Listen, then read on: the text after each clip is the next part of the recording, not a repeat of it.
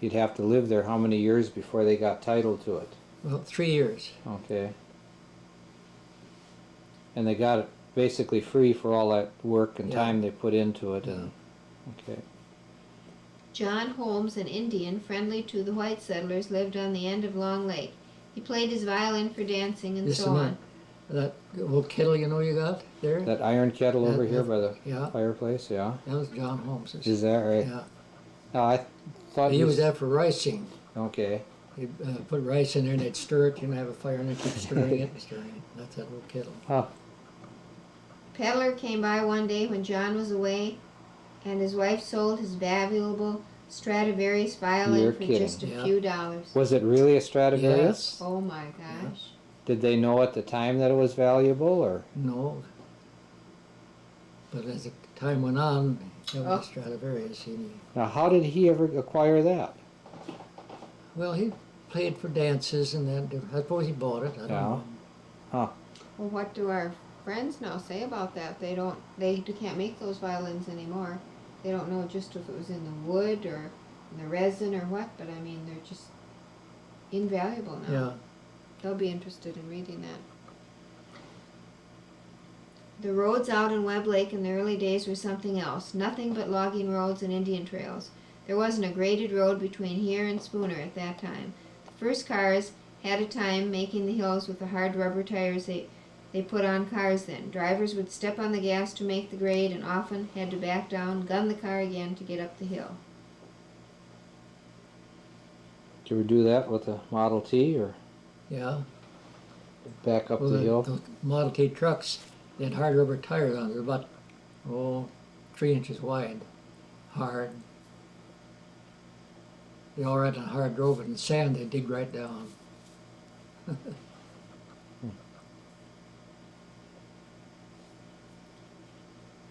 There were no telephones back then, but later the farmer's line was built.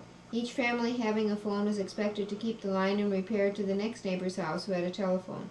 Later the state built a line, putting a switchboard in at the Webb Lake store so they could contact others in case of fire.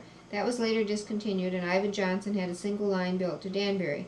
He allowed about 10 parties to build extensions and hook onto his line. When one was refused because of the load of the Public Service Commission entered the picture and maintained that Johnson was conducting a public utility and must operate it as such, and that he could not abandon it without the approval of P.S.C. Johnson, ruefully exclaimed, "I don't want to be in the telephone business. I only want a telephone." Soon thereafter, the Solon Springs Telephone Company purchased the line and put up a building in Webb Lake which services the entire area at this time. Was that, what about poles and wire, and how did you get all that? And Well, we all donated a little bit of work, and donated the money for the wire and all that. what about the poles? Or did you just cut trees down? Cut trees down, yeah, cut poles. How did you maintain that? Just, Well, everybody went out and took care of it. yeah, you all had a certain section, or Well, Just- sometimes. what happens if the phone didn't work? Well, then we'd run out and check it. And Ivan would call me, or I'd call. It was only about 4 or 5 of us on the line there. And some of them wouldn't even check it or pay anything toward it to keep it going. Didn't do their share, huh? Yeah. What was your ring? Long and 2 shorts. Yeah. Ivan's was 3 longs, and longs. Leonard's were 2 longs and 3 shorts. Yeah, I guess it was. Merkel's was 1 long and 3 shorts, because that was kind of close to ours. You had to listen to that. Well, a long and what was it? 2 shorts. Was that when you were growing up, that was what it was? Yeah, I was here on the resort. No, but what about at your house? Well, our house was 2 longs and 2 shorts, I think it was. No, ours was 1 long and 2 short. No, I'm talking Oh, about I'm sorry, Grandpa. over at the homestead. Yeah. Okay. Now the store was 3 longs. Everybody would listen. Rubber. The rubber.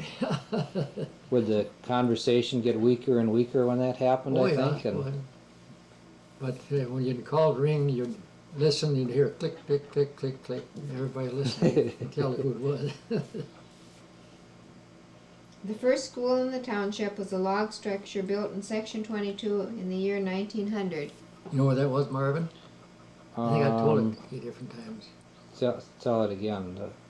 It's right up here by the old schoolhouse, you know, the Webb Lake Schoolhouse, Consolidated. Yeah, And you go south. okay, You know where the lake is right there. Between this Yeah. old schoolhouse, it's right there above the lake, the Bass Lake. okay, Right in there. alright. Emil and Andy, they walked from the farm up there. Okay, would that have been on the west side of the road or the east side of the Be the road? east side of the road. Okay,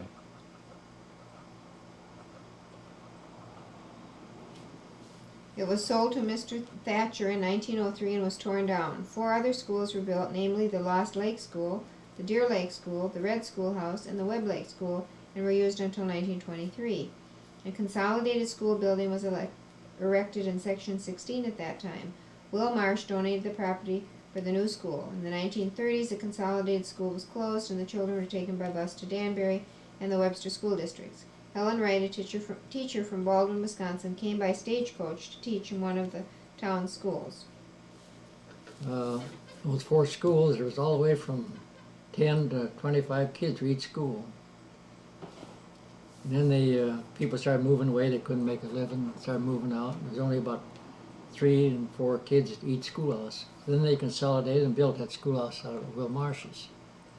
And then there was only about, what is it, about 4 or 5 kids going to school there, wasn't it? Then they consolidated with Webster.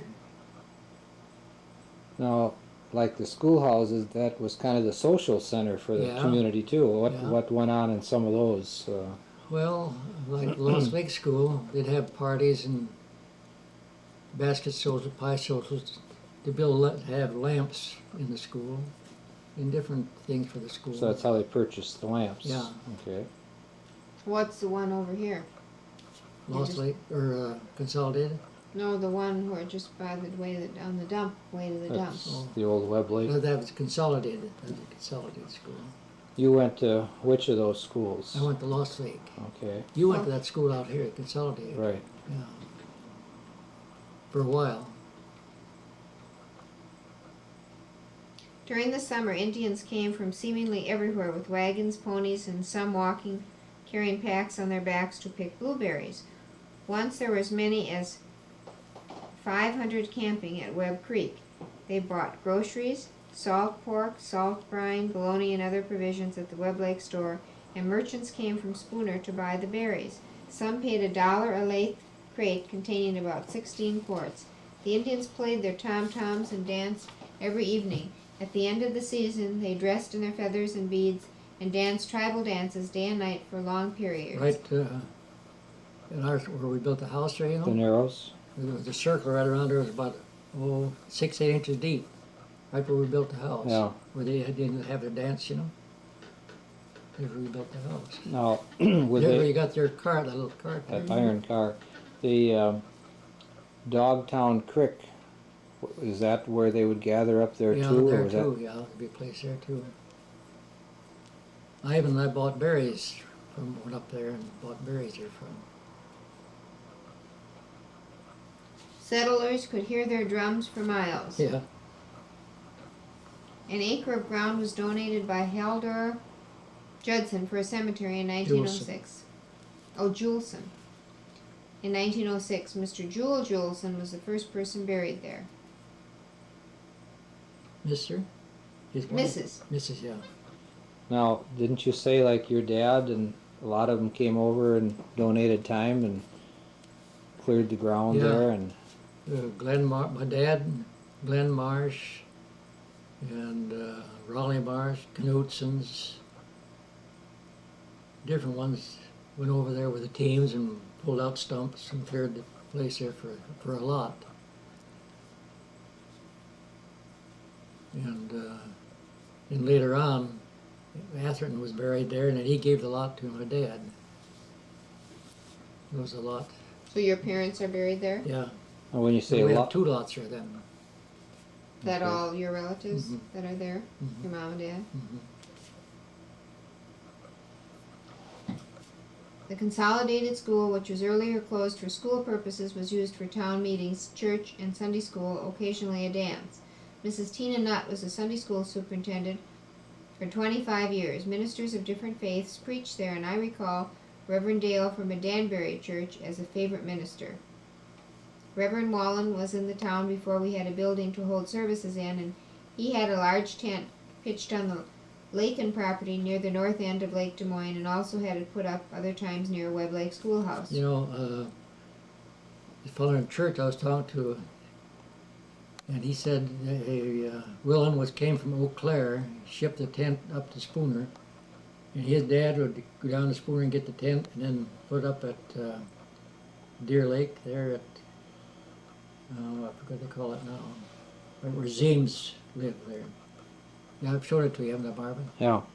And then Zeem, my uncle Andrew, would go down and get the tent there and put up at Des Moines Lake. And then from there he'd go to Orange. He'd take the tent down there to Orange, and from there on he'd take the train then back to Eau Claire. Now that was kind of just the traveling minister, Yeah. right? Do you remember any of them? Oh yeah, I mean, who they were? Willin, Reverend Willin. He's the one that had the tent. Okay. And well, he was the only one that had the tent meeting, I don't remember. And then, of course, a different minister would come and preach in the schoolhouses. This one was from Superior. What was his name? Well, he'd leave Superior and go to Minong, and then he'd preach at Stunts Brook. And then from there he'd come to Lost Lake, preach there. And then he'd stay overnight at different places. He'd stay at my folks there a lot of times. And then when at Lost Lake, and then he'd go to Webb Lake and preach there. And then S.R.H. Johnson's would pick him up and take him into Danbury, catch a flyer, go to Superior. He'd walk all up different places too. Huh. Now, how often would he do that? Oh, once a month practically, in the wintertime.